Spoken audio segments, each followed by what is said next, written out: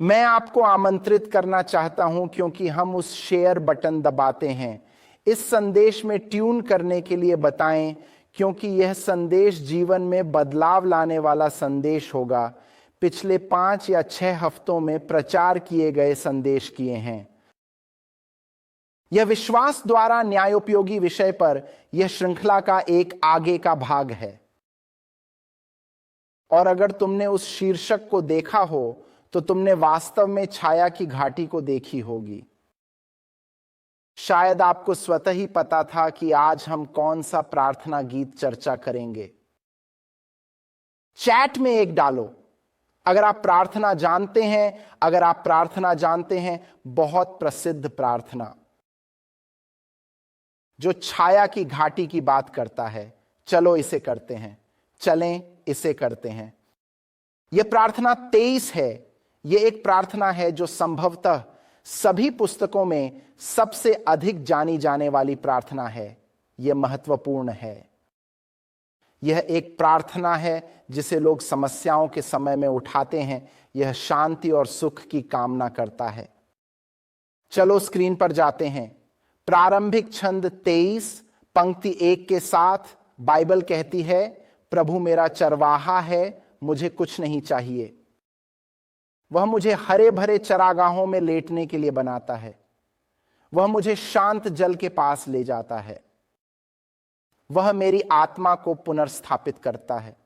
वह मुझे धर्म के मार्ग में अपने नाम के लिए आगे ले जाता है। छंद 5, छंद 6, मेरे जीवन के सभी दिनों में भलाई और दया मेरे पीछे आएगी। जब मैं आगे बढ़ूंगा तो यह सुनिश्चित है कि मेरे साथ अच्छाई और करुणा छाएगी। हर एक दिन मुझे खुशियों और सौभाग्य का आनंद मिलेगा। मैं यह जानता हूं कि आने वाले समय में सभी अच्छाई और सौभाग्य मुझे मिलेंगे। मेरे जीवन का पथ उज्जवल और समृद्ध होगा। जब मैं अपने लक्ष्य की ओर बढ़ूंगा तो मुझे सभी संदेशों का समर्थन मिलेगा और मैं हमेशा यहोवा के आवास में निवास करता रहूंगा। यह प्रशंसा ईश्वर के मार्गदर्शन के बारे में है और मुझे इसका गर्व और आनंद है। तुम में से कितने लोग अपने जीवन में भगवान को प्रेम करते हैं और चाहते हैं? चैट में एक डालो। अगर आप अपने जीवन में भगवान को नेतृत्व करना चाहते हैं तो यह एक प्रार्थना है जो हमारे जीवन में भगवान के मार्गदर्शन की बात करती है। लेकिन जब हम इस प्रार्थना को थोड़े गहराई से सोचते हैं, जिसे हम इस पूरे प्रवचन के दौरान करेंगे, हमें ईश्वर के मार्गदर्शन का सबसे महान चित्र मिलता है। पुरानी शर्त में हमें भगवान के मार्गदर्शन का बड़ा चित्र मिलता है। भगवान के मार्गदर्शन की सबसे महान कहानी यह है कि वह इज़राइल के बच्चों को मिस्र से निकालकर वादित भूमि में ले गया। यहोशू के नाम के बाद 8वें अध्याय में रोचक तरीके से नेतृत्व व्यक्त होता है। मेरे साथ ध्यान दें विधानांश 8 छंद 15, जो तुम्हें उस महान और भयानक जंगल से ले गया था, उस प्रभु द्वारा कही गई बात करते हुए, जहां ज्वालामुखी सर्प और बिच्छू और सूखा था, जहां पानी नहीं था, जो तुम्हें चट्टान से निकाला, या जो तुम्हें चट्टान से पानी निकाला, जो तुम्हें वन में मन्न से खिलाया, जिसे तेरे पिता नहीं जानते थे, ताकि वह तुम्हें नीचा दिखाए और तुम्हें हमेशा अच्छा करने के लिए तुम्हें परख सके। तेरे अंतिम समय में मेरे साथ इस बात का ध्यान दें कि जंगल को वह महान भयानक जंगल कहा जाता है जहां ज्वालामुखी, सर्प, बिच्छू, सूखा और पानी बिल्कुल नहीं था। जैसे कि यहां बाइबल विल्डरनेस को इस तरह से वर्णन कर रही है, मुझे इस बारे में कोई जानकारी नहीं है। ऐसा लगता है कि यह मृत्यु की एक छाया के समान एक घाटी है। मेरे साथ ध्यान दें, मेरे साथ ध्यान दें। वास्तव में यिर्मयाह अध्याय 2 और छंद 6 में बाइबल शास्त्र शब्दशः यह कहती है, उन्होंने नहीं कहा, जो हमें मिस्र के देश से उठाया, जो हमें वीरानी में ले गया, जो रेगिस्तान और गड्ढों के देश से गुजारा कराया, जो सूखे के प्रकार या सूखे के देश से गुजारा कराया, मृत्यु के छाया और एक ऐसे भूमि के माध्यम से जो किसी आदमी ने नहीं जाया और जहां कोई आदमी नहीं रहता था, वहां किसी व्यक्ति द्वारा नहीं पहुंचा गया। तो कृपया मेरे साथ एक पल के लिए वापस आइए, और जो मैं चाहता हूं कि आप यहां पकड़ें प्रिय, वह यह है कि यहूदी धर्म ग्रंथ जेरेमियाह अध्याय 2 6 वाक्यांश में उनकी यात्रा की परिभाषा जंगल में मृत्यु की छाया या मृत्यु की छाया के रूप में दिखाई देती है। कृपया मेरे साथ ध्यान दें कि जैसा कि भगवान उन्हें कानान ले जा रहे हैं, उन्हें पहले मौत की छाया के इस घाटी या भूमि से गुजरना होगा। इससे पहले कि वे आगे बढ़ें, यह एक आवश्यकता होगी। उसे व्याख्या कर सकता हूं। जो भी कानान तक पहुंचना चाहता है, उससे पहले मौत की छाया के घाटी से गुजरना जरूरी होगा। अगर आप अब तक मेरे कहने को समझ रहे हैं तो चैट में एक डालें। हम बस उदाहरण को देख रहे हैं। इज़राइल के बच्चे एक जंगल में जा रहे थे जो मौत की छाया की तरह था। यह जंगल एक घाटी की तरह था जहां वे घूम रहे थे। अब आप जानते हैं कि प्रार्थना क्या कहती है। हां, हालांकि मैं मौत के छाया के घाटी से चलता हूं, मैं बुराई से नहीं डरूंगा। उन्हें डर का भय नहीं था। प्रभु गीतकार क्यों कहते हैं, मैं बुराई से डरता नहीं। कृपया इसे चैट में डाल दें।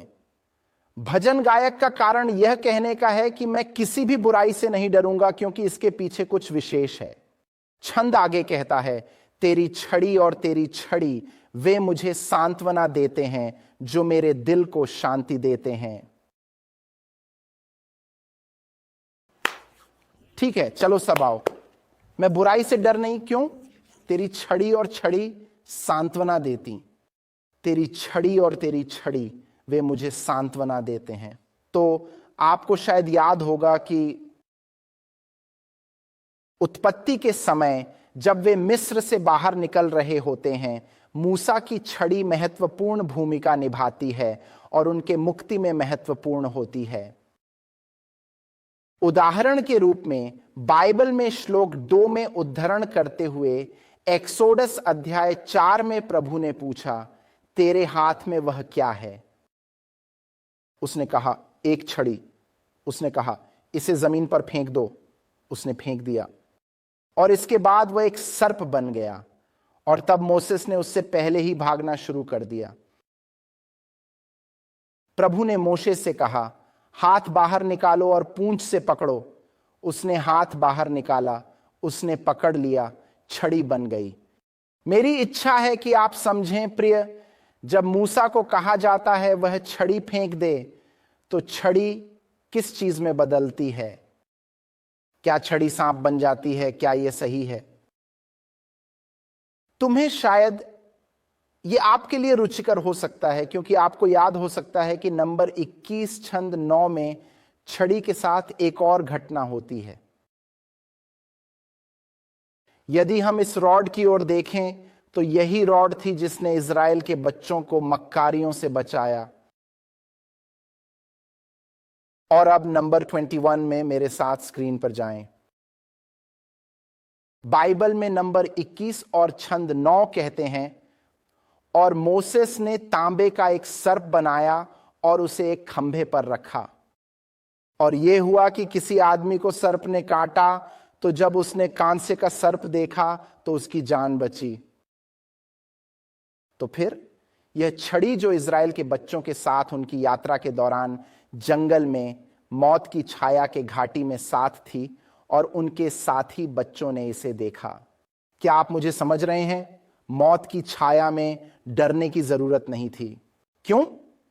क्योंकि छड़ी ने उनसे मराधा संरक्षित रखा, और छड़ी जब उन्हें किसी सर्प द्वारा काट लिया जाता था तो उन्हें ध्यान से उस सर्प की ओर देखना होता था जो धंधे पर था,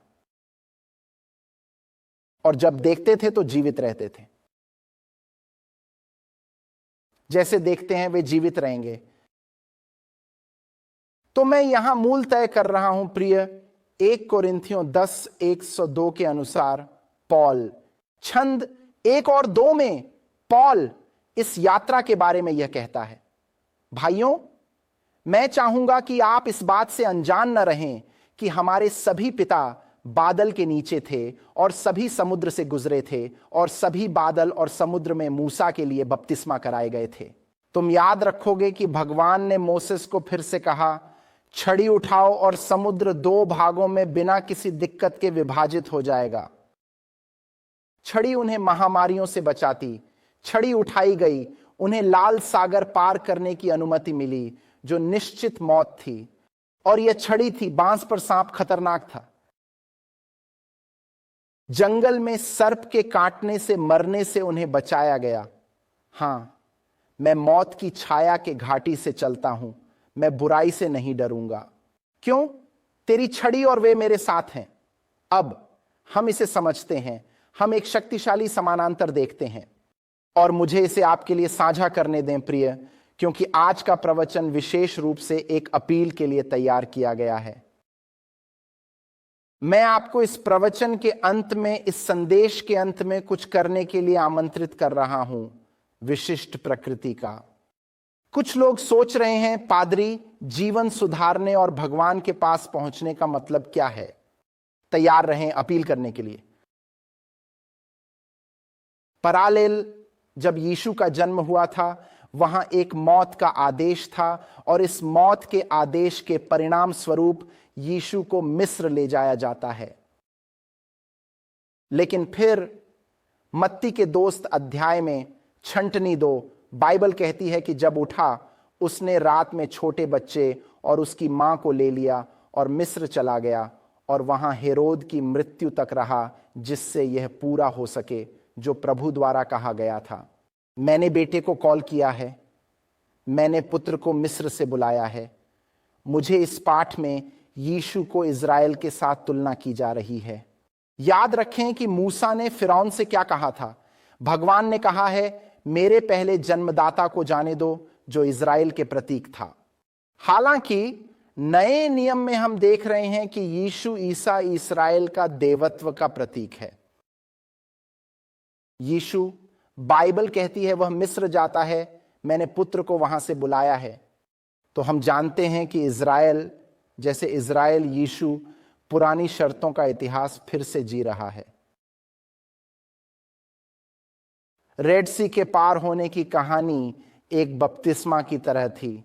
जब यीशु मिस्र से बाहर आता है और वह बड़ा हो जाता है, तो बाइबल कहती है, मत्ती 4:1, यीशु को आत्मा ने जंगल में ले जाया, शैतान द्वारा परीक्षित किया जाए। और जब उसने 40 दिन और 40 रात तक उपवास किया, तो उसे भूख लगी। तो मुझे आप सभी से नीचे दिया गया यह पकड़ने की जरूरत है, जैसे कि भगवान ने प्राचीन इज़राइल को मिस्र से बाहर निकाला और फिर उन्हें जंगल में ले आया, जिसे हम जानते हैं कि यह मौत की छाया का प्रतीक था। कृपया इसे संजोएं। तो हम अब यीशु को देखते हैं, जो मिस्र से निकाला जाता है, जो जॉर्डन में स्नान करता है और फिर जंगल में जाता है 40 दिनों के लिए।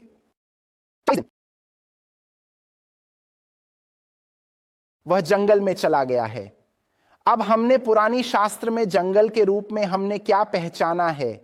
क्या उसे पहले देखा है? वह जंगल जिसे हमने देखा था, वह मौत की घाटी का प्रतीक था। यिर्मयाह 2:2 तो मेरा सवाल है, यीशु क्या है? जब वह जंगल में प्रवेश करता है, तो वह कहां जा रहा है? प्रिय, वह क्या कर रहा है? वह कुछ के माध्यम से हमारी ओर चल रहा है। क्या आप इसे मेरे लिए चैट में डाल सकते हैं?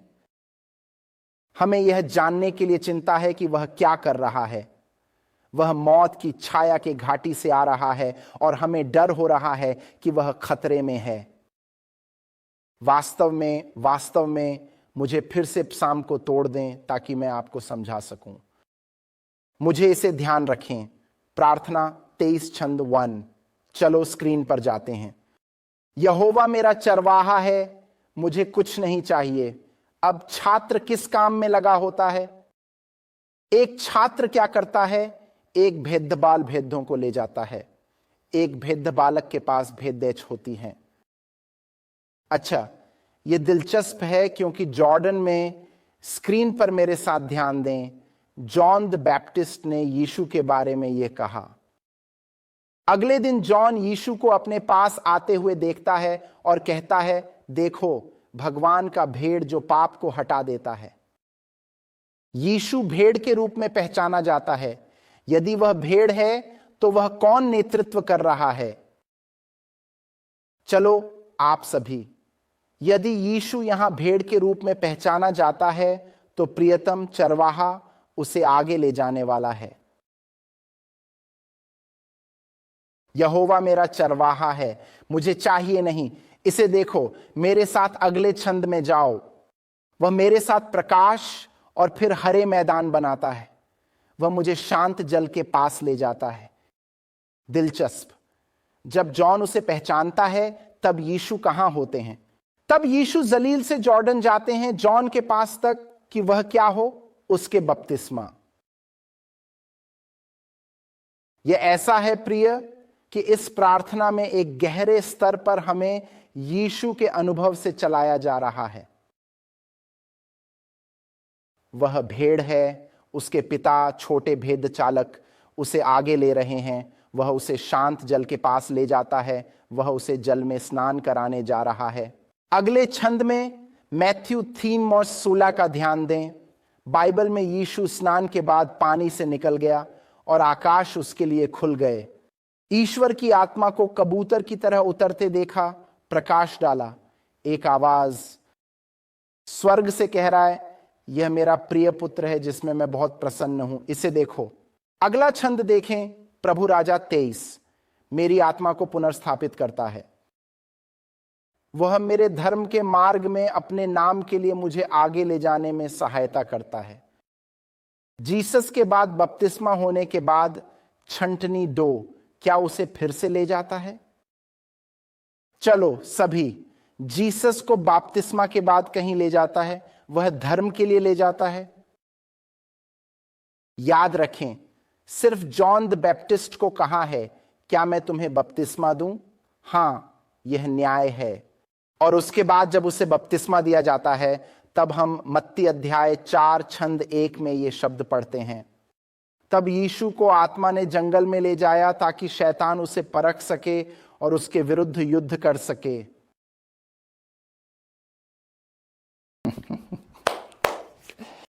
वह मेरी आत्मा को पुनर्स्थापित करता है और मुझे धर्ममय मार्ग में नेतृत्व देता है। यीशु को आत्मा द्वारा जंगल में ले जाया जाता है। अब आप अगली पंक्ति देखें यार। चलो अगला छंद 4, प्रार्थना 23 और फिर दोबारा छंद 4 देखें। हां, हालांकि मैं मौत के छाया के घाटी से चलता हूं, मैं बुराई से नहीं डरूंगा, क्योंकि तू मेरे साथ है। तेरी छड़ी और तेरी छड़ी वे चलते हैं, मुझे आराम दो। तुम समझते हो प्रिय कि जीसस जब उसे ईश्वर का भेड़ और उसके पिता को चरवाहा कहा जाता है, जब उसके पिता उसे शांत जल के पास ले जाते हैं ताकि उसे स्नान कराया जाए, जब आत्मा उस पर आती है और उसे धर्म के मार्ग में ले जाती है, उसके बाद वह अब 40 दिन जंगल में, या जिसे हम अब मौत की छाया का घाटी मान सकते हैं, बिताता है। अब कृपया जानें, हमें बहुतों के लिए हम सोचते हैं कि हम मौत के छाया से चलते हैं। आप मृत्यु पर हैं, तुम मरने वाले हो, लेकिन हम यहां देख रहे हैं प्रिय, भगवान के लोगों को मौत की छाया से गुजरना पड़ता है। और बहुत बार इसका मरने से कुछ लेना देना नहीं होता है, जैसे ओह मैं अपने जीवन के अंत में हूं, मैं घाटी से चल रहा हूं। नहीं नहीं नहीं, ये मौत का घाटी प्रिय, मुझे इसे पकड़ने चाहिए। यीशु मौत की छाया के घाटी से चल रहा है क्योंकि वह हमें कुछ सिखाना चाहता है। अब ध्यान दें, अगला छंद क्या है? यह शक्तिशाली है। प्रार्थना में अगला छंद क्या? मेरे साथ रहो, प्रार्थना 23 छंद 5, तू मेरे शत्रु की मौजूदगी में मेरे सामने एक मेज तैयार करता है। तू मेरे सिर को तेल से चढ़ाता है, मेरा कप भर गया है। याद रखो कि यीशु वीरानी में है और उनके पास भोजन नहीं है। हालांकि जंगल में उसके लिए एक मेज सजाई गई है जिससे उसे आराम से बैठने का मौका मिलेगा और उसकी आवाज और अवलोकन भी सुधारेगी। क्या आप इसे पकड़े? जंगल में उसके लिए एक मेज सजाई गई है। अब आप कहते हैं पादरी कौन सा मेज? अच्छा सुनो, मेरे साथ चलो डिट्रोनमी अध्याय 8 में ध्यान दें। तू याद रखेगा कि प्रभु तेरे परमेश्वर ने तुझे 40 वर्ष जंगल में ताड़ने और परखने के लिए, तेरे हृदय में क्या है जानने के लिए किया था कि तू उसके आज्ञाओं को पालन करेगा या नहीं। अगला छंद देखें। और उसने तुम्हें नीचा दिखाया और भूख सहने दी, और उसने तुझे मन्न से भरा जिसे तू नहीं जानता न तेरे पिताओं ने जाना, ताकि तू जाने कि मनुष्य केवल रोटी से ही नहीं जीता।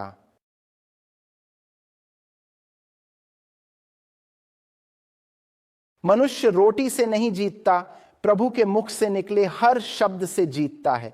यह शब्द आत्मा को प्रेरित करते हैं और लक्ष्य तक पहुंचाते हैं।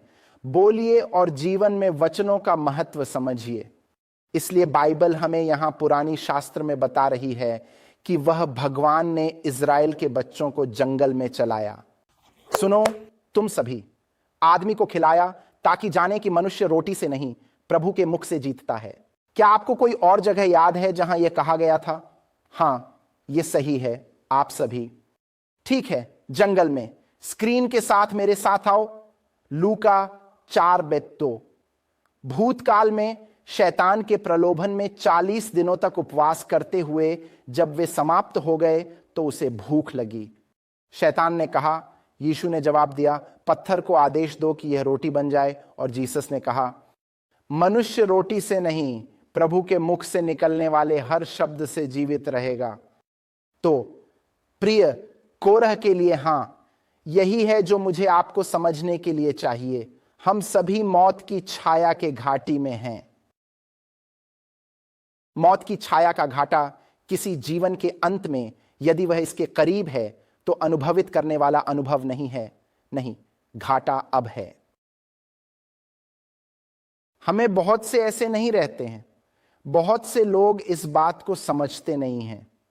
हमें समझ नहीं आता कि यीशु अपने मंत्री को इस तरीके से क्यों शुरू करता है। उसका मंत्री पद मृत्यु की घाटी में क्यों शुरू होता है?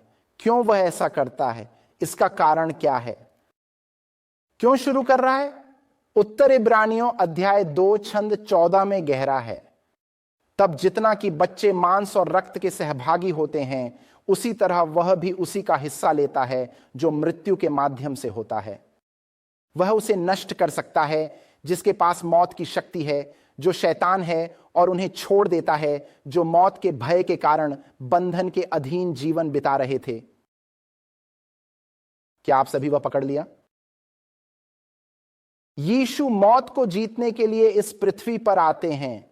वह विजयी होता है, वह मांस लेता है और वह मौत को जीतने के लिए आ रहा है। इसलिए वह अपने मंत्रालय की शुरुआत मौत की साए के घाटी में 40 दिन की यात्रा करके करता है।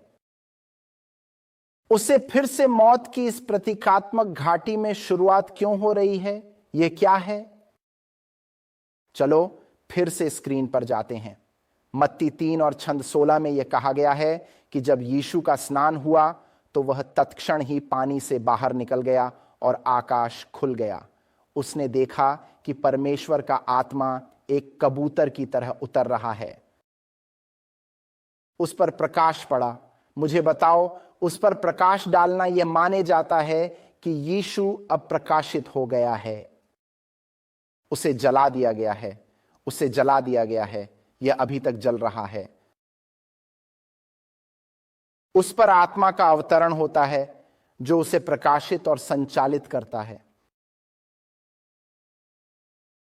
इब्रानियों अध्याय 2 छंद 14-15। जब पवित्र आत्मा उस पर अवतरित हुई थी तो वह उस पर प्रकाशित हो गई थी। अब इसका महत्व क्यों है? क्योंकि वह कहां जा रहा है? वह मौत की छाया के घाटी में जा रहा है। चलो आप सभी, वह मृत्यु के घाटी में जा रहा है जहां अंधकार है, अंधकार। यीशु आपके घाटी को प्रकाशित करने के लिए आ रहा है। फिर से कहने दो, प्रियतम, यीशु इस पृथ्वी पर आए थे ताकि वे मौत के अंधकार को दूर कर सकें। मेरे साथ ध्यान दें, मत्ती के अध्याय 4 श्लोक 16, और जो अंधकार में बैठे थे।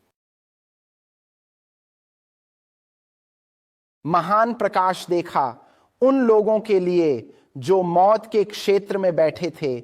प्रकाश उठ गया है। वे लोग मौत के क्षेत्र में थे।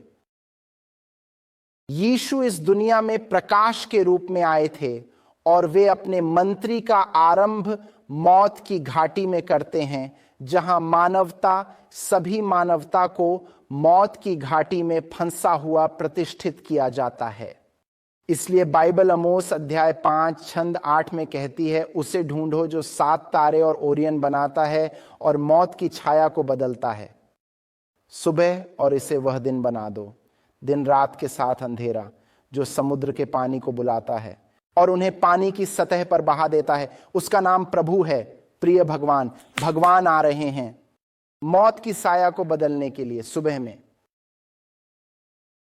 क्या था वह प्रकाश जिसे मौत की छाया में रहने वालों को दिखाना था? दूसरे शब्दों में, ठीक है, सबको मौत की घाटी में है। यीशु दुनिया के प्रकाश के रूप में जंगल में आ रहा है, लेकिन उन्हें इस प्रकाश में क्या दिखाना चाहते हैं? वह उन्हें जंगल में क्या देखना चाहता है? वह चाहता है कि मृत्यु की घाटी में रहने वालों को क्या देखना चाहिए? उन्हें कैसे चाहता है? शांति लाने की कोशिश कैसे कर रहा है? पाठ में कहा जाता है, तेरी छड़ी और तेरी छड़ी। पाठ में कहा गया वही था। हां, मैं मौत की छाया से चलता हूं, बुराई से नहीं डरता, इसलिए क्योंकि तेरी छड़ी और तेरी छड़ी दोनों हैं। उन्होंने सांत्वना दी। वे मुझे सांत्वना देते हैं। जॉन 12:25 मेरे साथ नोट किया गया। यूहन्ना 12:25, यीशु ने यह कहा था, और मैं पृथ्वी से उठाया जाऊं, मुझ पर सभी पुरुष आकर्षित होंगे। इसने कहा, जिस मौत को उसे मरना चाहिए उसका संकेत दिया। हां, लाताशा, हां, लाताशा। जो रॉड और स्टाफ हमें सांता क्रॉस की है, वह हमें सांता क्रॉस की है। इसीलिए उस व्यक्ति को मौत की घाटी में आना पड़ता है, जहां उसे अंतिम संस्कार दिए जाते हैं। और सुनो, याद रखो जो कुछ उसने यूहन्ना 3:24 में कहा था, जैसे मूसा, देखो, खुद पढ़ो। जब मूसा ने सांप को उठाया, वहां मूसा ने सांप को कहां उठाया? कृपया सांप को उठाने का स्थान बताए। कहां? उसने उसे जंगल में उठाया। मनुष्य का पुत्र ऊंचा किया जाना चाहिए। मुझे यह समझने की आवश्यकता है कि जंगल में सर्प उठाया गया है, मृत्यु की घाटी में सर्प उठाया गया था। इसका कारण है दोस्तों के कारण। नोट करें, मूल अंग्रेजी बाइबल है। प्रभु मोशे से कहा, सांप छवि बनाओ और इसे एक रॉड पर रखें, और जो कोई घायल हो गया है, हे आदमी, उसे एक छड़ी पर रखो। तेरी छड़ी और छड़ी, वे मुझे सांत्वना देते। ब्रेंटन्स के बारे में क्या कहें? मूसा ने प्रभु से कहा, या मूसा ने लोगों के लिए प्रार्थना की। प्रभु ने मूसा से कहा, सर्प बनाओ और झंडे पर रखो। तेरी छड़ी, नाक पर बना अवतार, मसीह का बलिदान, वो जो धरती पर चल पड़ा लोगों को रक्षा की उम्मीद दिलाने। जब मैं मौत के अंधकार के घाटी से गुजर रहा हूं, तो यही मुझे आत्मसात करता है और मुझे सांत्वना देता है। यही कारण है कि यीशु ने कहा, सुनो, यही कारण है कि यीशु ने लूक 9:23 में कहा, सबको कहा, कोई मेरे पीछे आएगा, उसे अपने आप को इनकार करने दें और उठाएं छड़ी। इसे खुद को बहाना न बनाएं और स्वतंत्रता का आनंद लें। कृपया स्टाफ को ले लो, आप मेरे पीछे आइए और मेरे साथ चलिए। रॉड उठाओ, स्टाफ ले लो। दूसरे शब्दों में, मुझे तुम्हें देखने की आवश्यकता है। हां क्लिंट, मुझे यह पसंद है। समुद्र खुल गया था, ऐसा लग रहा था कि यह घाटी इज़राइल के बच्चों के लिए थी। जंगल में छड़ी की कहानी से हमें ईश्वर क्या कह रहा है, जो ईसा मसीह को और उसे ऊंचा उठाया गया था। यीशु मसीह को क्रूस पर चढ़ाया गया है ताकि हम घाटी से चलने के लिए, कई लोग घाटी में चलेंगे। भगवान कहते हैं, मुझे तुमसे घाटी में चलो। घाटी से चलना यह माना जाता है कि आप दूसरी ओर निकल रहे हैं, तुम ठीक हो जाओगे। हां, हालांकि मैं चलता हूं, नहीं चलता हूं, चलता हूं। तो फिर भगवान क्यों कर रहे हैं? तो फिर यीशु हमें सर्प पर देखने के लिए कोशिश क्यों कर रहे हैं? अच्छा, मुझे आपको समझने की आवश्यकता है प्रिय, हमें विलाप में उद्धारकर्ता को देखने का उद्देश्य है, क्योंकि सुनिए, भगवान हमें चाहता है। हमारे पक्ष में जीसस ने जो अनुभव किया है, हमें उसे समझने के लिए समय और प्रयास चाहिए। अगर मैं ऐसा कह सकता हूं तो चलिए स्क्रीन पर चलते हैं। जकरिया 12:10 बाइबल क्या कहती है? और मैं दाऊद के घर और यरूशलेम के निवासियों पर अनुग्रह और प्रार्थना की आत्मा विराजमान करूंगा, और वे मुझ पर देखेंगे जिन्होंने मुझे छेड़ा है, और वे उसके लिए शोक करेंगे जैसे कोई अपने एकल पुत्र के लिए शोक करता है, और वे उसके लिए कड़वाहट महसूस करेंगे जैसे कोई अपने बच्चे के लिए कड़वाहट महसूस करता है। एक मिनट रुको। इसीलिए भगवान कहते हैं कि मुझे तुम्हें अपनी प्रार्थना की आत्मा देनी है। अब आत्मा क्या है? सुप्लिकेशन क्या है? कृपया इसे चैट में डाल दें। सुप्लिकेशन क्या है? सिफारिश, दुआ, सलाह है, प्रार्थना। तो भगवान कहते हैं, मैं तुम पर प्रार्थना या विनती की आत्मा बहाने जा रहा हूं, जो तुम्हें सर्प पर देखने के लिए ले जाएगी, जो छेदित मुक्तिदाता है, जिसे हम प्रार्थना में उसे देख रहे हैं। कुछ होना चाहिए जहां हम शोक करना शुरू करते हैं। मेरी प्रार्थना है कि तुम इसे सुनो और उसके अनुसार चलो।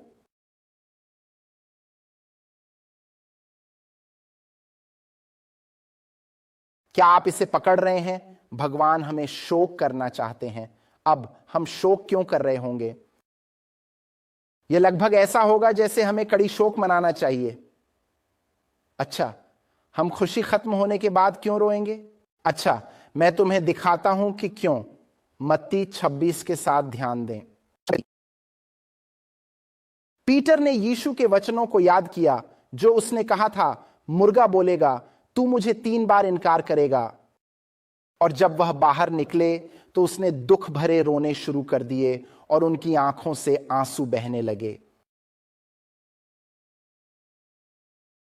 यह पीटर की ईसा मसीह के अस्वीकार की वजह से ही उसे इस कड़वे अनुभव, इस शोक के अनुभव तक ले गया था। इसलिए उसे यह अनुभव करना पड़ा। उसे वह अपनी अपराधिता और दुष्टता का एहसास नहीं हुआ, जिसने उसे कड़े रोने पर ले जाने की कारण बनाया। तुम देखते हो प्रिय, यह वही है जैसा कि हम मसीह के पीड़ा को देखते हैं। यशायाह 3 में बाइबल कहती है, वह दुख से परिचित। हमने चेहरे छिपाए रखे, उसे तुच्छ समझा गया था और हम उसे महत्व नहीं दिया। वह दर्द उठाई। हमारी दुख भरी आपदा को उठाने के बावजूद हम उसे परमेश्वर द्वारा मारा गया।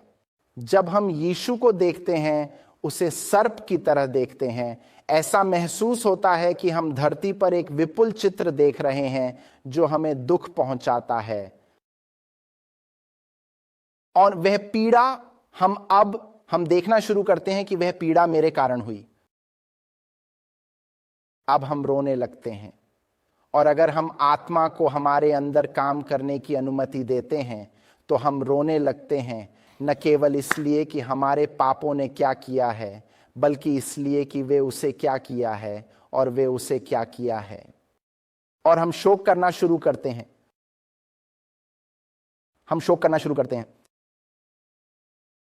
ईसा मसीह के दुखों को देखकर बाइबल कहती है हम परिवर्तित हो जाते हैं, हम दुखी होना शुरू करते हैं। यह दिलचस्प है क्योंकि पीटर इसे लिखता है। वह कहता है 1 पतरस 2:21 में, क्योंकि यहां तुम्हें बुलाया गया है कि मसीह ने भी हमारे लिए दुख भोगा, एक उदाहरण छोड़कर तुम उसके पद चिन्हों में चलो। वाह, 1 मिनट रुको। तो यीशु आने का कारण मृत्यु की घाटी में अपने मंत्री की शुरुआत करता है ताकि हम उसके पीड़ा को देख सकें और हम अपनी पीड़ा से अपनी आंखें हटा सकें। यार, मेरे लिए चीजें खराब चल रही, हम पीड़ा से नजरें हटा सकते हैं और उच्च पूर्णता अनुभव कर सकते हैं। फॉर्म, सबसे गहरी फॉर्म अस्तित्व में है जो दुख की सबसे अधिक दिव्य फॉर्म है, जो कि मसीह के दुख हैं। पोल पर सांप देखो, ताकत को नजर न लगाओ, जमीन पर सांपों की ओर मत देखो। पोल पर सांप को देखो, उसे हमें मसीह के पीड़ाओं पर ध्यान केंद्रित करने की कोशिश क्यों है? फिर से मेरे साथ ध्यान दें। इब्रानियों 2:10, क्या करें ताकि मुक्ति के सेनापतियों को पूर्ण करें? दुख 1 पतरस अध्याय 1:11। यह यीशु के पीछे होने वाले पीड़ामय समय या किस प्रकार का समय है जो उनमें यीशु की पीड़ा की पूर्व सूचना देता है। 1 पतरस अध्याय 4:13। लेकिन आप खुश हो जाइए क्योंकि आप मसीह के दुख के सहभागी हैं। दुख, अरे आओ सबको, आओ सुनो। 1 पतरस अध्याय, इसे देखो, 1 पतरस 1। तब जब यीशु ने हमारे लिए शरीर में दुख भोगा है तो उसी मन के साथ आप भी अपने आप को सज्जित करो, क्योंकि जो शरीर में दुख भोगता है वह पाप से बच गया है। 1 सेकंड रुको। पादरी, आप मुझे यह कहना चाह रहे हैं कि अगर मैं ध्यान केंद्रित करूं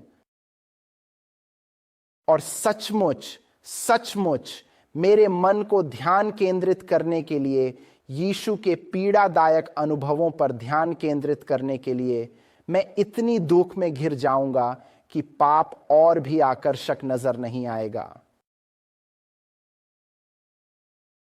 मैं अपनी दुष्टता और उसकी न्यायित्व से अधिक प्रभावित हो जाऊंगा। यह बहुत ही अधिक होगा। मैं उसके किए गए काम से इतना प्रभावित हो जाऊंगा कि दुनिया में मेरे लिए खुशी की बहुत सारी चीजें बंद हो जाएंगी। यह अद्भुत होगा। मैं ऐसा नहीं हूं, मुझे उसमें और आनंद नहीं चाहिए, बस आपको देखते ही। और जब आपको देखते हैं तब, और जब आपके दुखों को समझते हैं तब, और जब आप खुद को उन दुखों का अनुभव करते हैं तब इस दुनिया की चीजें अजीब ढंग से धीमी हो जाएंगी।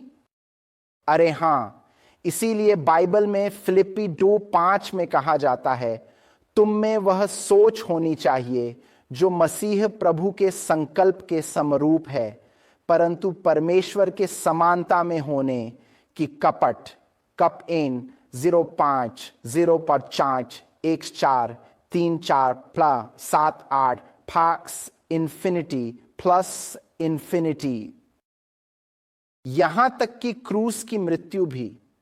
वाह, तो रुको। यीशु ने मृत्यु की छाया के घाटी से गुजरते हुए 40 दिन बिताए। हर संभव अनुभव, मानसिक वेदना, दर्द को जो मानव अनुभव करते हैं, उसने हमारे लिए परास्त किया। यह हमारे लिए, उसके लिए क्रॉस पर मरने का प्रतीक था। अब वह कह रहा है, प्रिय, तुम्हें इस घाटी से चलना होगा। घाटी में न बैठें, घाटी में घूमने न जाएं, चलना होगा।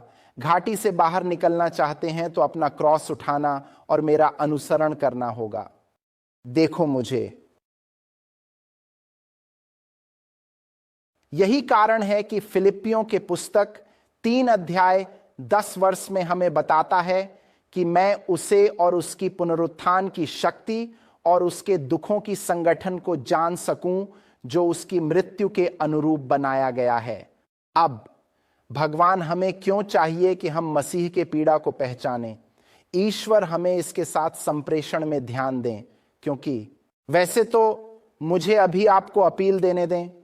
अभी अपील यह है, अभी यह आकर्षण है। क्या आप अगले 40 दिनों तक सर्प पर ध्यान करने के लिए पूरी तरह से तत्पर और उत्साहित होंगे या नहीं? कृपया बताइए। क्या आप घाटी में प्रवेश करने के लिए तत्पर होंगे, उस अनुभव में शाम से प्रारंभ करने के लिए? मैं आज रात से लिंक डाल दूंगा। पादरियों की शुरुआत आज रात से हो रही है। हमारे पास एक समूह है जो रोजाना ध्यान करने, समर्पित होने के लिए जा रहा है। लैम्ब ऑफ गॉड पर, पोल पर सांप पर ध्यान करें, कुछ नहीं मांगेंगे। आप इसे प्रार्थना समय में कर सकते हैं, लेकिन इस ध्यान के समय हम सख्ती से चुप रहेंगे। हम वहां बैठेंगे और अपने स्थानों में सुनेंगे। शाम के अंत में एकत्र होंगे और शुरू करेंगे, हे, मैंने आज देखा कि मैं यीशु मसीह की प्रतीक्षा कर रहा था। यहां वह है जो मैंने सीखा है।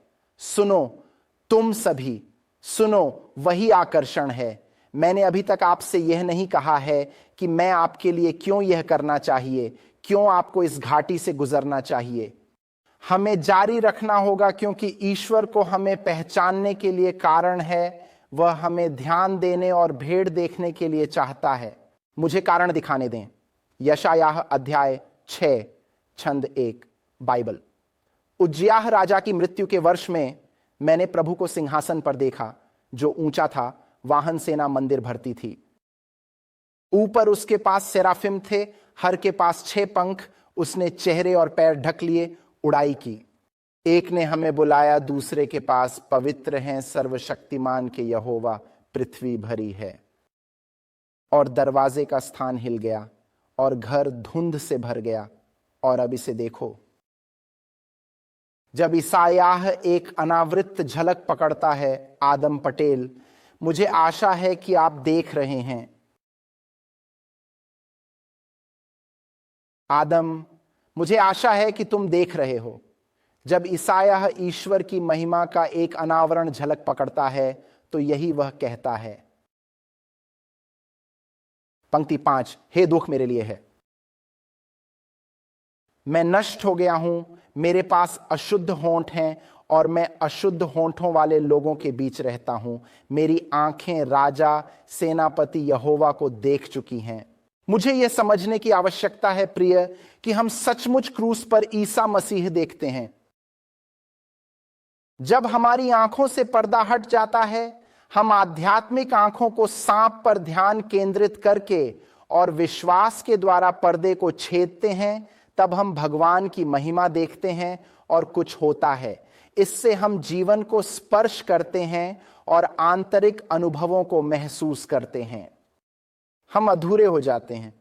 हमें यह अनुभव होता है कि हम कितने दुष्ट और पापी हैं।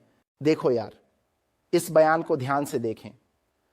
प्रकाश के प्रकाश में समीक्षा और हेराल्ड 15 अक्टूबर 1888 है। इस अद्वितीय प्रकाश में जो ईश्वरीय चरित्र के प्रकटीकरण में सब कुछ प्रकट करता है, उसकी अपनी ईशायाह के बारे में बात करते हुए अपनी आंतरिक मलिनता उभरी। उसके शब्द उसे घृणित लगे। इस प्रकार जब भगवान के सेवक को स्वर्ग के भगवान की महिमा को देखने की अनुमति मिलती है और वह मनुष्यता के सामने उजागर होता है और इज़राइल के पवित्र एक के शुद्धता को थोड़े से अंश में महसूस करता है, तो वह अपनी आत्मा के दूषण की बजाय अपनी पवित्रता की गर्वान्वित शानदार स्वीकृति करेगा। मुझे पढ़ते रहने दें आप सभी, मुझे पढ़ते रहने दें। यह आपसी विनम्रता और दासी आत्मनिंदा नहीं है जो कई लोगों को एक गुण मानने के लिए प्रदर्शित करती है। यह स्पष्ट विनम्रता की उपहास गर्व और आत्ममान से भरे हृदयों से प्रेरित होता।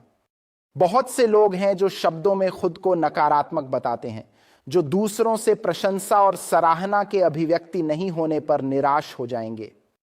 लेकिन नबी की दृढ़ता वास्तविक और सत्य थी। यह ठीक है।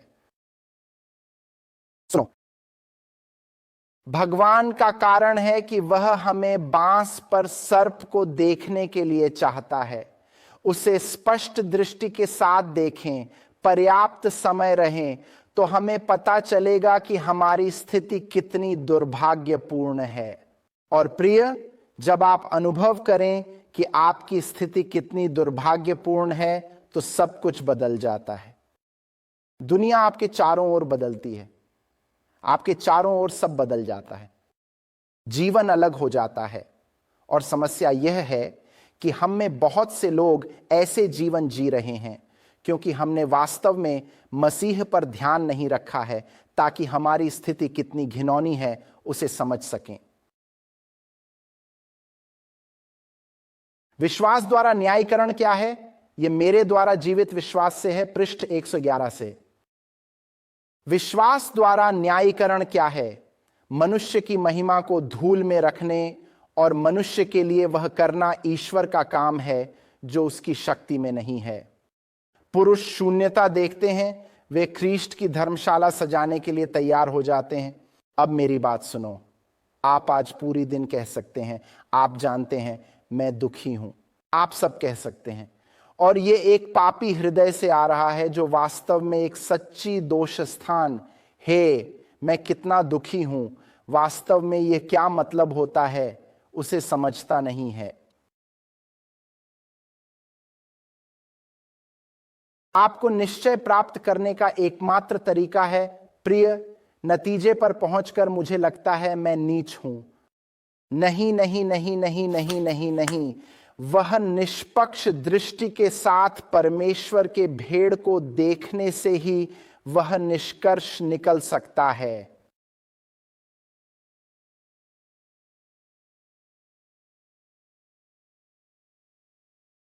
यही कारण है फिलिप्पियों 3:9 में कहा जाता है, मेरी अपनी धार्मिकता नहीं होती है जो कानून की है, वह जो ईमान के माध्यम से यीशु मसीह के द्वारा है, वह धार्मिकता जो ईश्वर की है, जो ईमान के माध्यम से है, ताकि मैं उसे और उसकी प्रभुता को जान सकूं और उसके दुख की साझेदारी को बनाया जाऊं, यदि मैं मरे हुए की उठानी प्राप्त कर सकूं।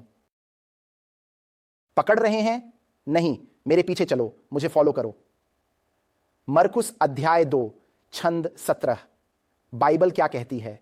यीशु ने कहा, पूर्ण व्यक्ति को चिकित्सक की आवश्यकता नहीं, बीमार लोगों को पश्चाताप करने के लिए। तो इसे देखो, भगवान हमें सांप पर नजर रखने के लिए प्रयास कर रहे हैं, ताकि हम शोक कर सकें और यह समझ सकें कि हम वास्तव में कितने बीमार हैं। अगर हमें बीमार होने का एहसास होता है तो हम शोक करते हैं। यह महसूस होता है जैसे ओह मैं। प्रिय, एक दिव्य शोक है जिसका भगवान ने आह्वान किया है। सवाल यह हो जाता है, भगवान हमें शोक करना क्यों चाहते हैं? भगवान हमें शोक करने के लिए क्यों चाहते हैं? क्यों इच्छा करेंगे?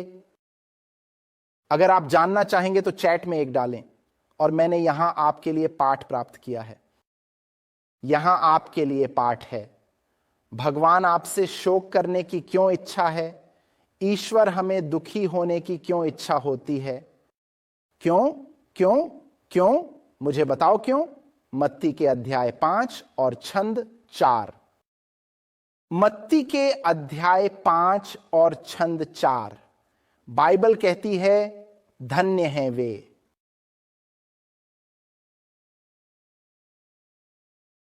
उसे दुख होता है।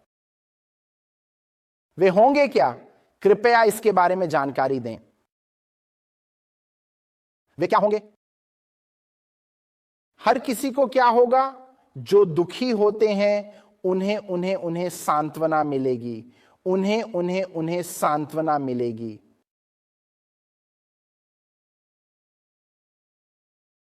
आराम, आराम शारीरिक सुख या दर्द या प्रतिबंध से मुक्ति की अवस्था है, या किसी व्यक्ति की दुख और पीड़ा की भावनाओं को कम करना या आराम देना है। भगवान सांत्वना चाहते हैं।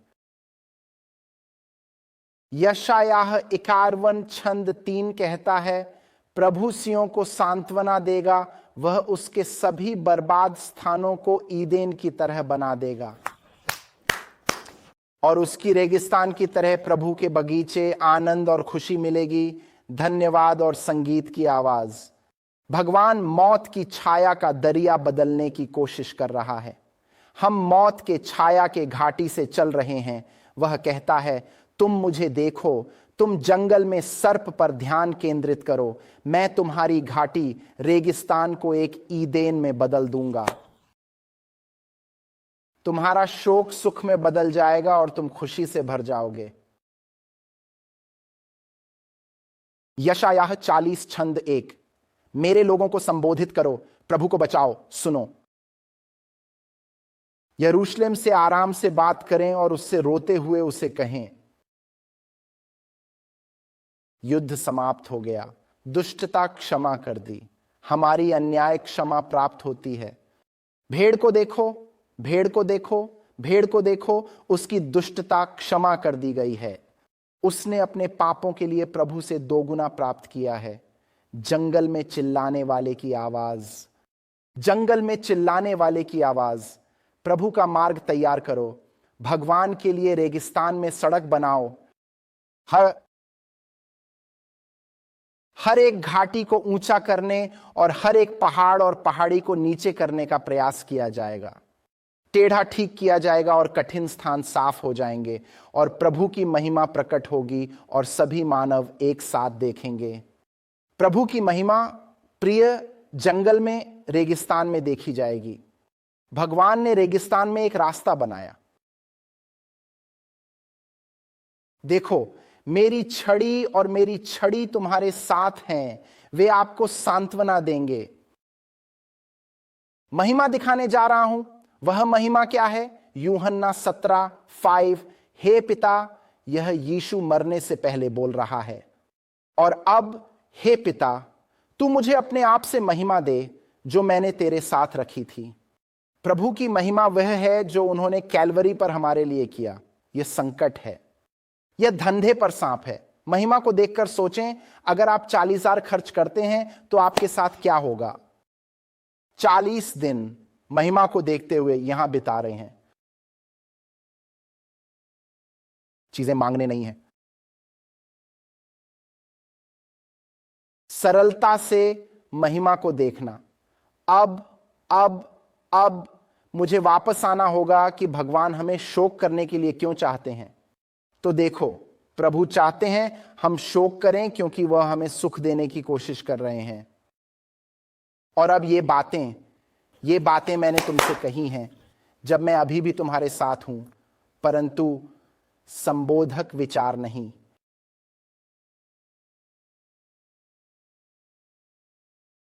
आप इसे अभी हटा सकते हैं, स्क्रीन हटा सकते हैं।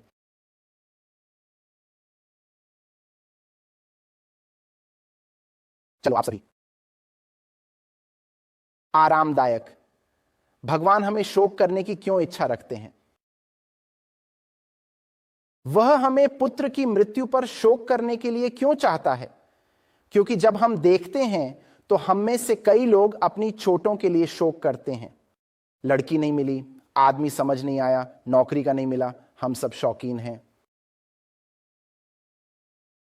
भगवान कहते हैं, मुझे अपने पुत्र की मृत्यु के लिए शोक मनाने की जरूरत है, और उसके बेटे की मृत्यु पर शोक करने वालों को आराम मिलेगा जो उसके बेटे की मृत्यु का शोक करते हैं। कंबल कैसे प्राप्त करें? बीमार हैं तो उन्हें चिकित्सक की जरूरत है, लेकिन वे जो पूर्ण हैं, मैं अच्छा हूं, यीशु को देखा, समझ आ गया।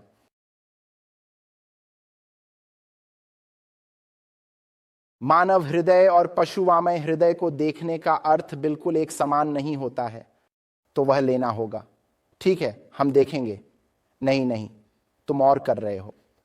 हम हर दिन परमेश्वर के भेड़ को देखेंगे।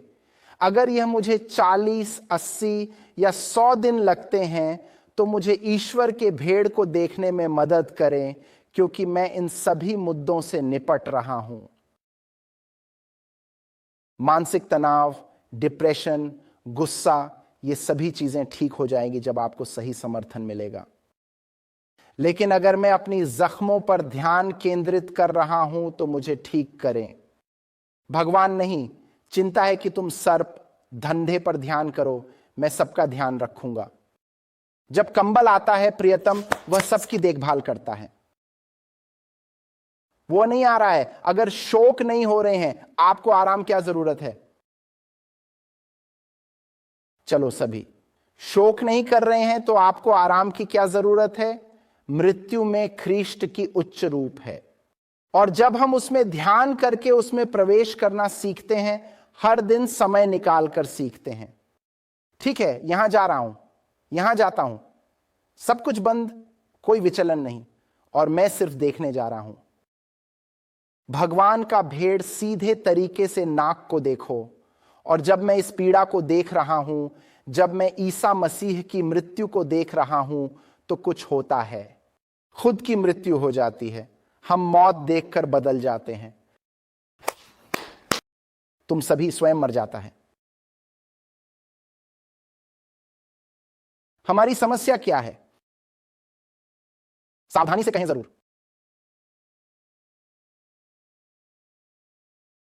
हमें आदेश नहीं थे कि हम अपने आप को मारें। बस मुझे एक सिप दो।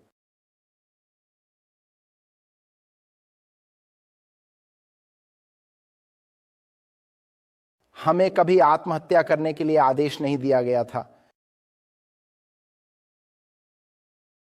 तुम खुद को नहीं मार सकते। यही वह काम है जिसे हम ईसाई अनुभव में कर रहे हैं। मैं खुद को मारता, मौत में डालता हूं। नहीं प्रियतम, आत्मा की मृत्यु देखकर होती है भेड़ को संदेह। जब हम उसके पीड़ा को देखते हैं, हम उसके साथ मर जाते हैं, और यह एक प्राकृतिक मौत है। हम बहुत से लोग यीशु की ओर देखे बिना अपने आप को नियंत्रित करने के लिए समय बिता रहे हैं। हम अपने आप को मारने की कोशिश कर रहे हैं। भगवान ने हमें देखने के लिए बुलाया था, और हमने वहां जाकर उसे देखा है। एलेन व्हाइट यहां कैसे रखती है, मुझे ऊपर रखने दो। क्राइस्ट ऑब्जेक्ट लेसन्स, पृष्ठ 159 पढ़ें। नहीं आदमी, आप अपने आप को खाली करने की क्षमता रखते हैं। हम केवल ईसा मसीह के लिए काम को स्वीकार कर सकते हैं। आत्मा की भाषा फिर होगी, हे प्रभु मेरा हृदय ले लो, मैं यह नहीं दे सकता। पवित्र रखें, तुम्हारे लिए नहीं रख सकता। बचा लो कमजोर आत्मा को। मुझे ढलाना, मुझे बनाना, मुझे एक पवित्र वातावरण में उठाना, तेरे प्यार से बह सके। तुम खुद को नहीं मार सकते सभी।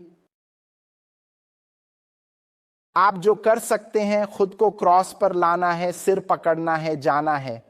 देखो, नहीं, हम यहां रहेंगे और देखेंगे जब तक आप मर नहीं जाते।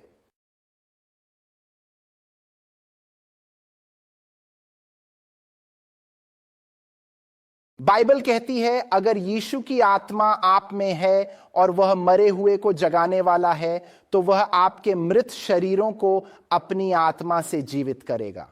यीशु का कारण हमें क्रॉस पर उसकी बलिदान को देखकर आत्मा हमारे अंदर प्रवेश करे, आत्मा हमें सांत्वना देने लगे, क्योंकि हम वास्तव में यीशु के असमान होने के कारण शोक कर रहे हैं।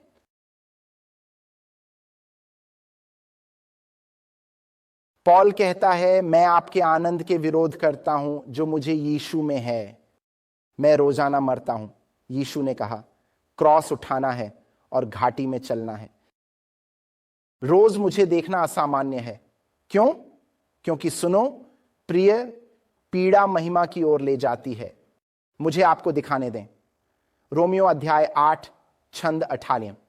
बाइबल कहती है, कष्टों को महिमा के साथ तुलना करने योग्य नहीं है जो हम में प्रकट होगा। इब्रानियों 2:10, यह उचित था, सब कुछ है और होता है, पुत्रों को महिमा के लिए लाने में उद्धार के कप्तान को पूर्ण करें। 1 पत्रस 1:11, जब था यीशु मसीह की आत्मा, तो वह यह देखने के लिए खोज रही थी कि यह कौन सा समय है जब यह यीशु के प्रभाव देती थी और महिमा देती थी। इसीलिए बाइबल 1 पतरस 4:12 में कहती है, प्रिय, आग के बारे में अजीब न समझो, ज्वालामुखी सर्पों को याद रखें। आग की परीक्षाएं हैं, अजीब न समझो। तुम्हारे साथ अजीब घटना हुई, परंतु आप खुश हों क्योंकि आप मसीह के पश्चातापों के सहभागी हों। उसकी महिमा प्रकट होगी तो आप भी आनंदित होंगे। ठीक है, आप सभी, ठीक है, हम वही हैं, हम पूर्ण हो चुके हैं। मुझे आप सभी से यहां वाकई ध्यान केंद्रित करने की जरूरत है। सुनो, सुनो, जरूर सुनो। ठीक है, ठीक। क्या आप सभी याद रखते हैं जब मूसा 40 दिन वीरानी में थे और कुछ विशेष हुआ? क्या तुम सब याद करते हो? आप सभी याद रखते हैं। मुझे आपको कुछ दिखाना है। उत्पत्ति 34:28, स्क्रीन पर जाएं। शेमोत 34:28, 40 दिन और रातें परमेश्वर के साथ। उसने ना रोटी खाई ना पानी पिया, और उसने वचन की थालियों पर लिख दिया, थालियां, वचनों की बातें, 10 आदेश। मुझे तुमसे एक सवाल पूछने दो, मुझे आपसे एक सवाल पूछने दें। वापस आओ, 10 आदेश कहां थे? किस समय अवधि में लिखा गया था? वे कहां लिखे गए थे और कब?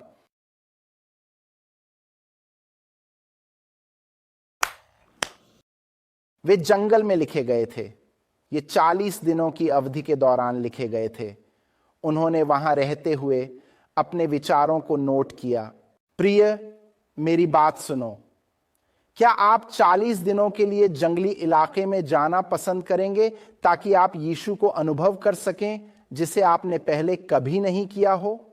और जब आप वहां जीवंती में होंगे तो आप 40 दिनों तक यीशु के साथ वहां होंगे, प्रभु की महिमा को देखते हुए। पवित्र आत्मा आपके हृदय पर अपना कानून लिख रही है और उसे संजोए कर रही है। 40 दिन अवधि में कानून नहीं लिखा गया। देखो देखो, मेरे साथ चलो। उद्धरण में बहुत अगले छंद, उद्धरण 34 छंद 29। और जब मूसा 2 पत्थरों के साथ साइनाई पर्वत से नीचे आया तो उसके हाथ में वह विधि थी। जब वह पर्वत से नीचे आया तब मोसेस को नहीं पता था, वही नाम विस्ट नहीं। उसे नहीं पता था कि जब वह बात करता था तो उसके चेहरे की त्वचा चमक रही थी। सब मेरी बात सुनो। वाह वाह वाह, मूसा ने अपने बदलने का महत्व समझा नहीं, जिससे उसे कठिनाई हो रही थी। वह उसे नहीं देखा, भगवान पर ध्यान केंद्रित था, खुद को नहीं देख रहा था। वह ऐसा नहीं था, यार अभी मेरे चेहरे को देखो। वह भगवान की महिमा पर इतना ध्यान केंद्रित था कि जब वह नीचे आता है, सबने इसे देखा। यूं इन कुछ दिनों, हफ्तों और महीनों में क्या हो रहा है? तुम अलग नजर आते हो। तुम्हारे साथ क्या हो रहा है? दूसरे लोगों ने देखा। मोसेस बस ऐसे ही था क्या? हां, वह अपने आप को देखने से इनकार कर रहा था। वह चेहरे की ओर नहीं देख रहा, उसे महिमा पर ध्यान नहीं था, वह भगवान की महिमा देखने में व्यस्त था।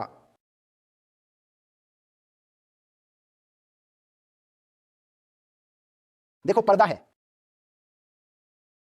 भगवान के कई लोगों के पास एक पर्दा होता है, पुरानी वस्त्रालय में भी था, और उस पर्दे पर देवदूत और सभी चीजें थीं।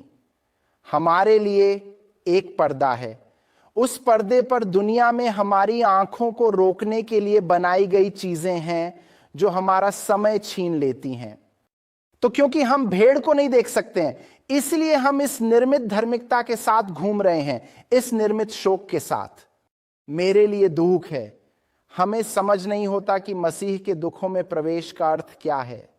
लेकिन अगर हम तय करें, ठीक है प्रभु, मैं आप पर ध्यान केंद्रित करूंगा जैसा पहले कभी नहीं किया।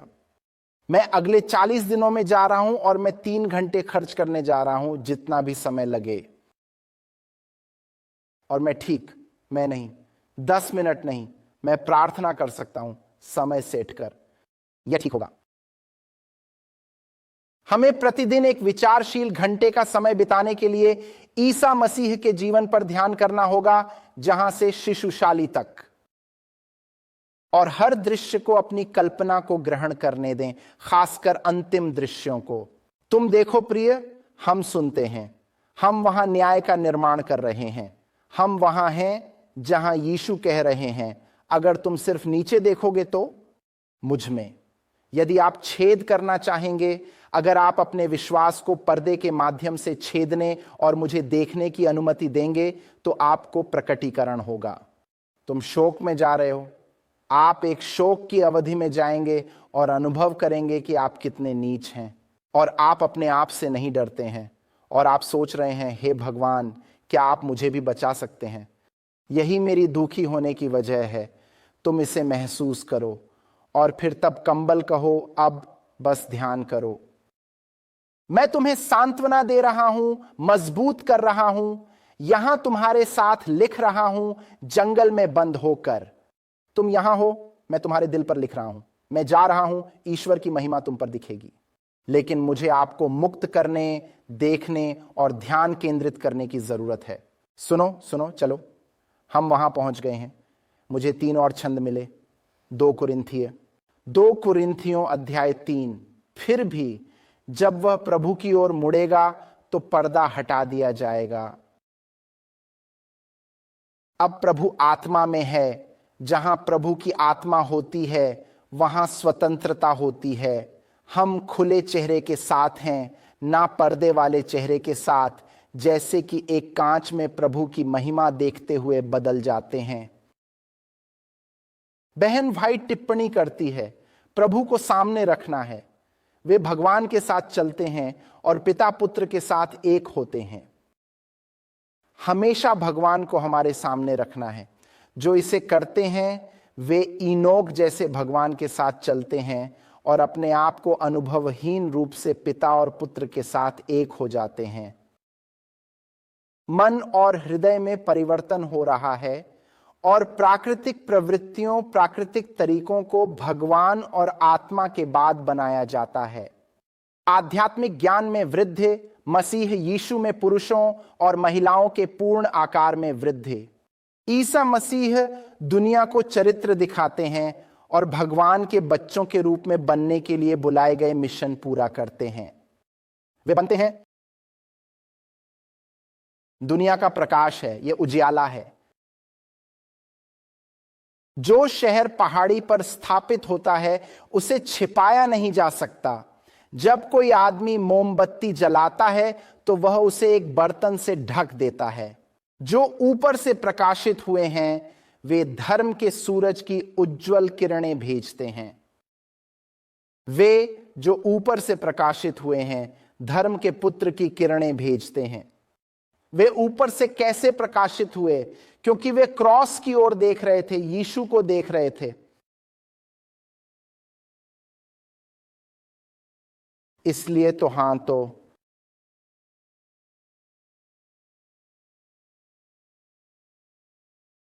गलातियों 2D एक छंद आपके लिए है। बाइबल में मैं यीशु के साथ क्रूस पर चढ़ा दिया गया हूं। मैं ईसा मसीह के साथ क्रूस पर चढ़ाया गया हूं। मैं जीता हूं, मैं ईसा मसीह जीते हैं। जीवन में शरीर से जीता हूं, परमेश्वर के पुत्र की आस्था से जो मुझसे प्यार करता है और अपना आत्मा देता है। तुम देखते हो कि हम ख्रीष्ट को देखते हैं तो क्या होता है? जब हम ईश्वर के भेड़ को देखते हैं, जब हम ईश्वर के भेड़ को देखते हैं जो दुनिया के पाप को हटा देता है। यह हमारी आखिरी झूठ है। अगले दिन जॉन यीशु को आते हुए देखता है और कहता है, देखो देखो, ईश्वर का भेड़ जो दुनिया के पाप को हटा देता है। प्रिय, जब हम भेड़ को देखते हैं तो अपने आप में मौत शुरू हो जाती है, प्राकृतिक प्रक्रिया बनती है। हम मौत के लिए खुद को मजबूर नहीं कर रहे, आत्महत्या नहीं करते। लंबे को देखकर, बिना रुके, ध्यान केंद्रित करके हम गौरव देखना शुरू करते हैं और गौरव हमें शोक करता है।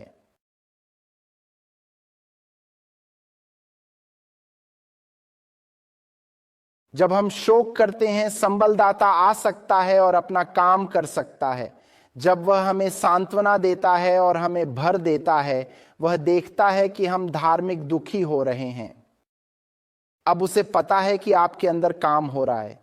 जब हम भेड़ को देखते हैं, हमारा प्रकाश, चेहरे चमकते हैं जब हम जंगल में हैं और वह हृदय में ईश्वर के कानून लिख रहा है। और प्रिय से यह प्रक्रिया है। तो यहां मेरी अपील है, यहां मेरी अपील है।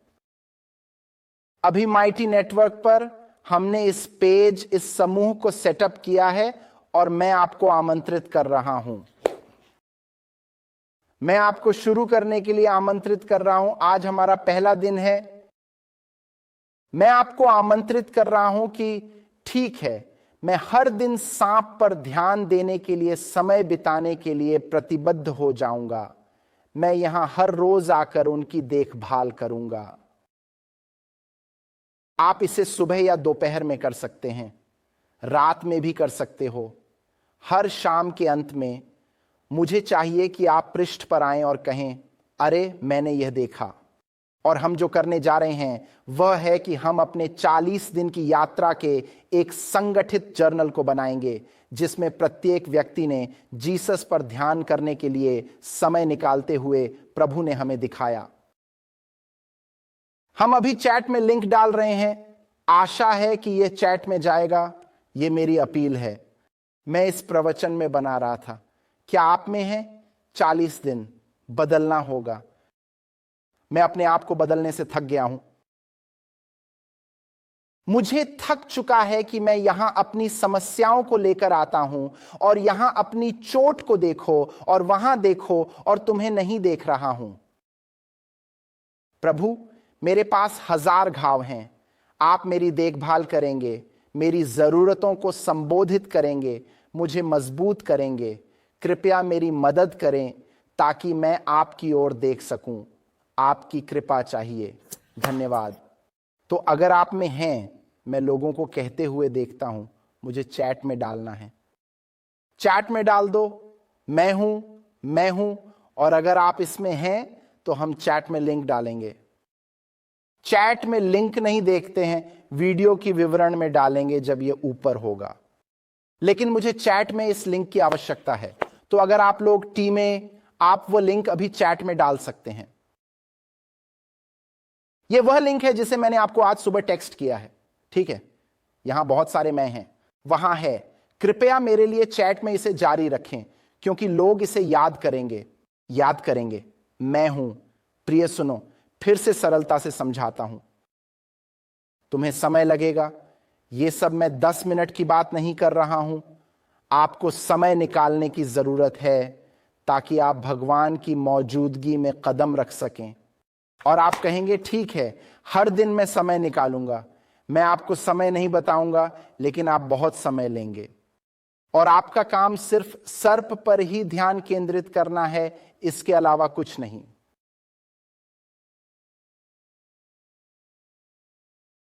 या आप इसके बारे में और उसके बारे में प्रार्थना करने के लिए और प्रार्थना में दूसरे लोगों को उठा सकते हैं, लेकिन इस बार समर्पित है जंगल में जीसस के साथ बंद होने के लिए। मैं देखने जा रहा हूं, आत्मा के साथ बोलने देने जा रहा हूं। आत्मा कहेगी, देखो, क्रॉस पर थे तो उन्होंने क्या अनुभव किया।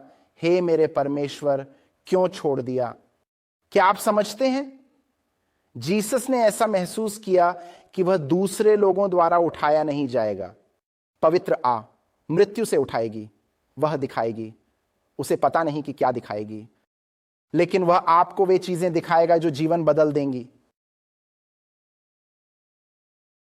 तो हम बैठेंगे और हम सुनेंगे। आप समाप्त हो जाएं, माइटी नेटवर्क्स पर जाएं।